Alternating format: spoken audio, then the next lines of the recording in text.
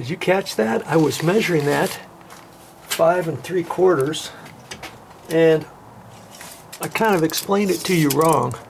So if I measure from there down, it's 5 3/4, but it's not going to be once I push this up to the bottom of that. See there, I have at least 1/4 inch. So that's going to be real close to 5 1/2 inches right up to the bottom of that once I put that riser on. And then once I raise that up, and I'll be able to push that up, this will give a slight slope downhill on this side. I'm not sure what's going to happen on that side. I'll have to look at that, because see, once I tilt this side up, that front lowers down, see? And so I'll have to look at that and measure that before I get it all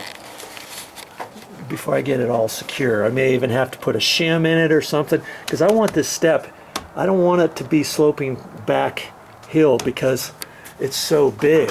I want that water, when it hits on here, I want it to flow downhill. Okay. As for all the other steps, some of them are level, some of them are sloping down just barely, and you know, I'm just going to have to live with whatever it is.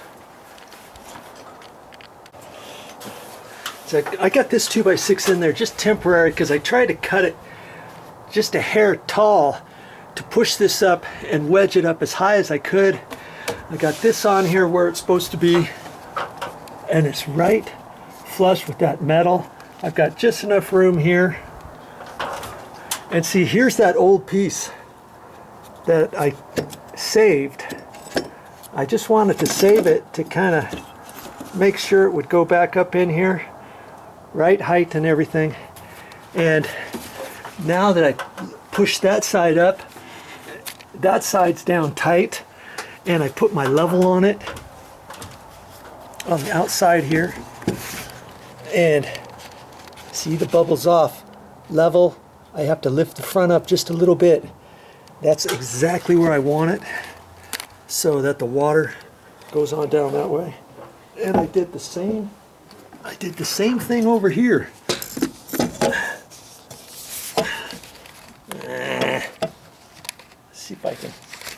Let's see if I can hold it up there. Same thing there. I got to lift up the front. See? And it's sloping just a little bit. Still fits in there. I have to caulk all that. And I even put my level on this thing here, and they actually did good. It slopes downhill, so I've got the pocket here, and I'm going to wedge it up nice and tight to this side. All right. Yeah. So before I drilled any more holes, I wanted to make sure that was right, or else I could have lifted this up or lowered it. Once I drill some more holes in here and put some more screws, I can take these little brackets out. And I'm going to leave this here for right now, so I can cut this 2x6 in here, and I'll just fit it up tight to the 4x12, as tight as I can. Then I'll have to take this out and cut another piece, but before I do that, I'll measure exactly what I need. And this one, I'm going to use this board here. I think I only have to shave off a 1/16 or so, maybe an 1/8. We'll see. Okay, keep her going.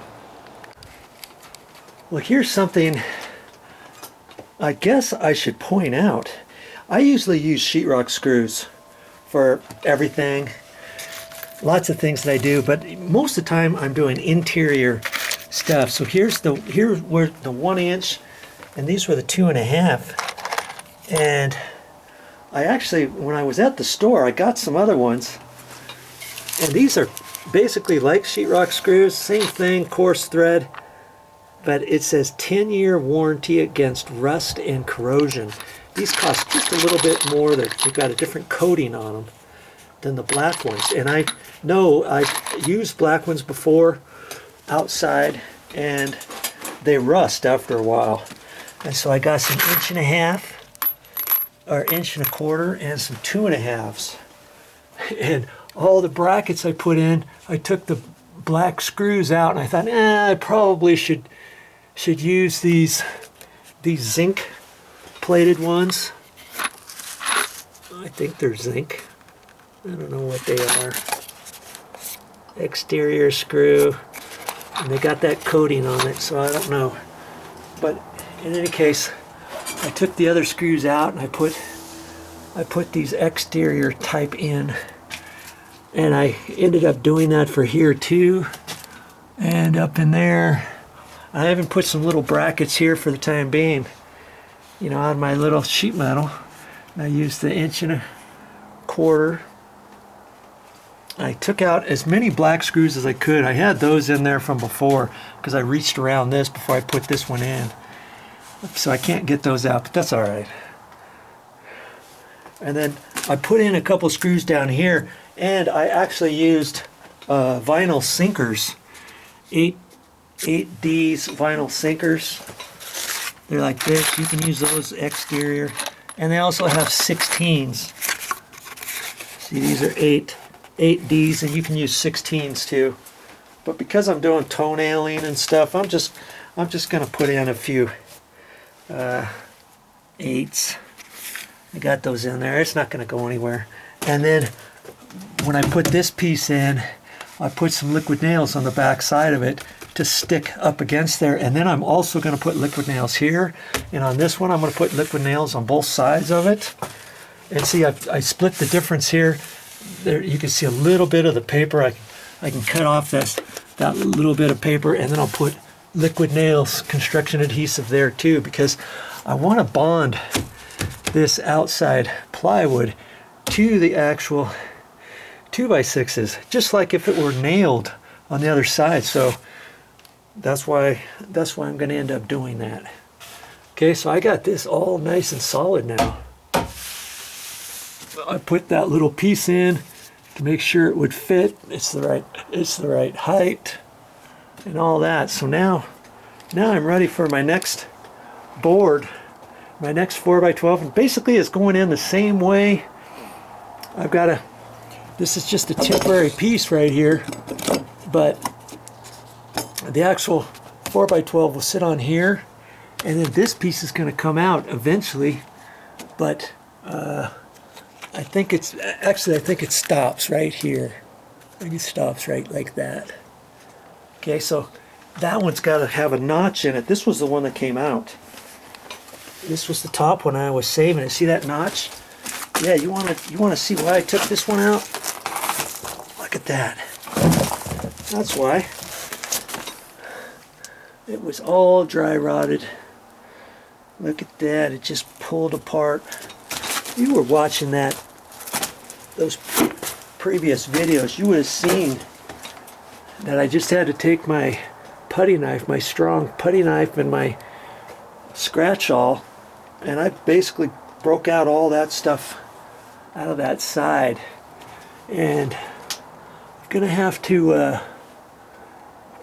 decide exactly how I'm going to do this over here, because once this comes out, I remember when I took these out, there was a 2x6 like this, 1, 2, 3, and those went all the way down to the plate. And then I remember there was 3 over here that I took out. Okay, just like this. And then the plywood went in there and made that box. Well, then this step apparently has to be notched. I'm going to have to notch that. I wasn't planning on that, and I couldn't tell that it was notched because this was all broken out. Okay? Because once this comes in, it's going to stick over this point into this area. But what I'm going to do is I'm just going to push it in there straight. I'm going to line it up. I'm going to notch this. I'm going to fit it just like I did the other one. And then after it's in, what I'll probably do is put a 2x600. I don't think it's going to tilt down, but I might put something under it just to hold it. And then I'm going to have to figure out you know, with the level coming straight down, because plywood goes on here. This is just the stucco, the back side of the stucco, because all of this was dry rotted. I had to take all this off, so there was 1/2 inch OSB plywood there, and then the 2x6 came on down here. So the 2x6 went to here, and then the plywood went on the outside of that, right in here, and you can see where it was. I notched it. That's the old plywood that goes through there. So that comes out here. So that creates a box. Okay, so I'm gonna have to, once I get the piece in here, I'm gonna have to see how that goes in there, because I don't want to have the stair tread come all the way out here and then build a box around the stair tread, all because I didn't notch it. I'll notch it. I'll figure it out. So I'll have that in there, and then I can do some measuring, some leveling, and see where it goes, because the plywood comes right through here. Boom, right on through that.